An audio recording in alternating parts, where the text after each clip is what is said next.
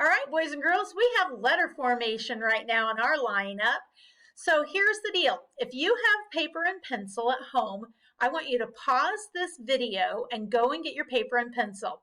And if not, don't worry, you're not going to strike out. You'll get on base because you can use your palm and your finger for our letter formation. All righty. Now, the two letters, that's right, two letters that we're going to do today are letters with slides because we're sliding into home. Or your teacher may have called them slants. Either ways, they're not straight up and down letters like some of the ones we've done in the past. They're going to also start at the plane line. So we're going to write the letters V and W, and they have the sounds of V and W. All right, here's how you make the V.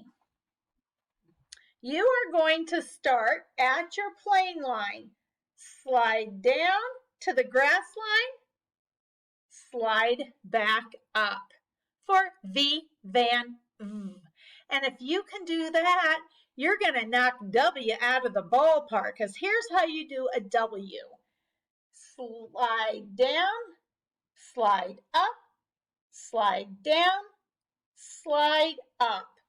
You have just scored a run for your team.